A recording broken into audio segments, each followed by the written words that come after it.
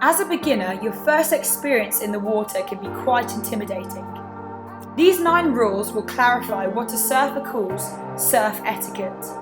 They are made to keep surfers safe, to be respectful of one another, and to keep a good vibe in the water. First, you have to make sure you're surfing the proper spot for your ability. Starting off surfing small and soft waves will be less intimidating. Hollow, powerful waves require experience because they break very quickly with a lot of power. Wiping out on one of these waves as a beginner can be pretty traumatizing. Choosing the proper surf spot and reading surf forecasts can get pretty tricky. You should first seek advice from an experienced friend or a surf coach to know where to surf. The surfer with the longest potential ride has priority for the wave. Here, surfer A, who is closest to the peak, the first breaking part of the wave, has right of way. Surfer B stops paddling to make sure he doesn't drop in on the surfer A, whose wave it is. If the surfer closest to the peak can't catch the wave, the next surfer can paddle into it.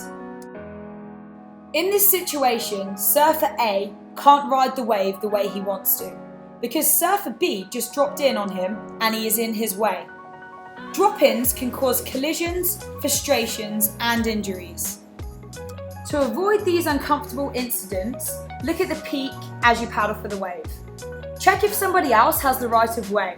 For an example, if you want to surf to the right, look left and make sure no one is deeper than you. You might hear someone shout, "Watch out!" or someone whistling at you. Keep your head up and take notice of what's going on around you.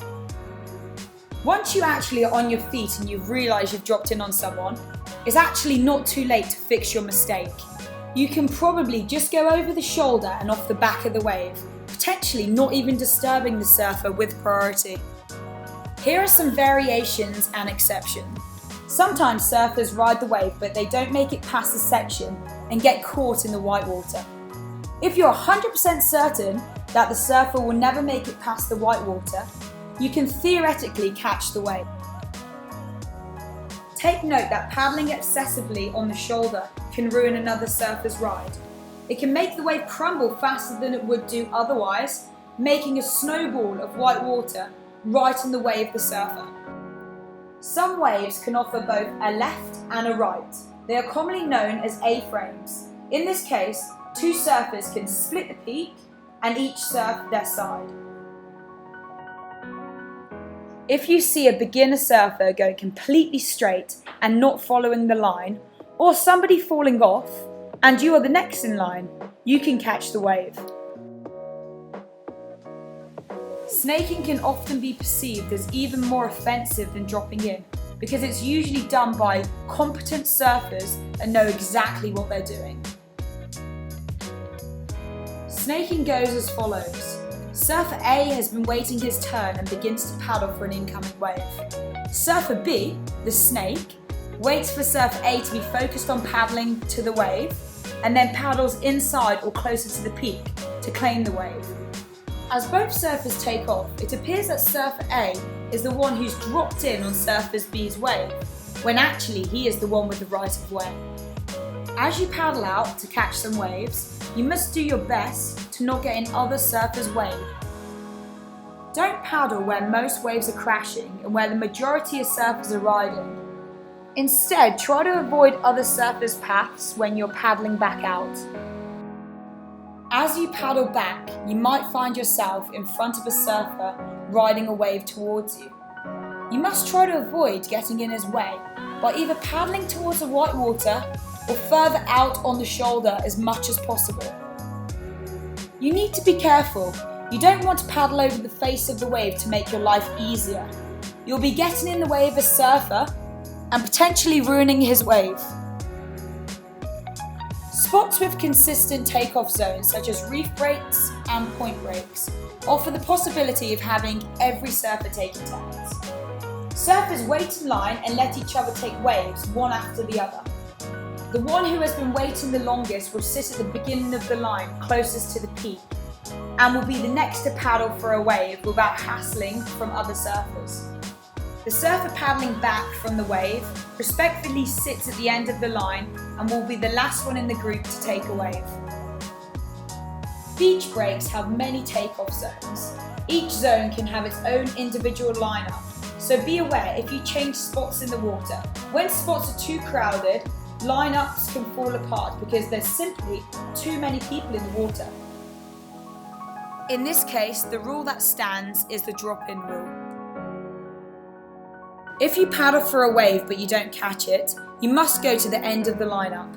Even if you've patiently waited your turn, missed it and couldn't surf it, you won't be entitled to the next wave because you've still wasted a wave. You should communicate to other surfers when many of them are paddling for the same wave. Let other surfers know your intentions when necessary to avoid collisions. A surfer is usually considered local when he has a long history of surfing an area. Locals can have their own version of surf ethics. Take your time, observe the variations, and accept the specific rules of the area. When a wall of white water comes towards you, it can be tempting to throw your board away and dive underneath the wave. Don't ditch your board, it could injure another surfer paddling behind you. To pass the break while keeping control of your surfboard, learn to either push through the white water, turtle roll, or duck dive if you're on a short board. In most cases, experienced surfers are able to tell if you did something wrong on purpose, such as dropping in on their wave. If you do end up dropping in on somebody's wave, simply apologising makes a big difference and reduces tension in the water.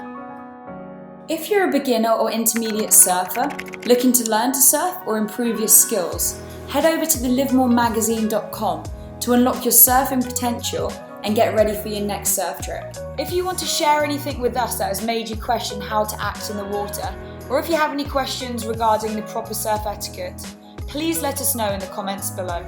If you feel like this video has helped your surf progression, please give us a thumbs up and make sure you subscribe to our channel so that you don't miss out on our next surfing tutorial.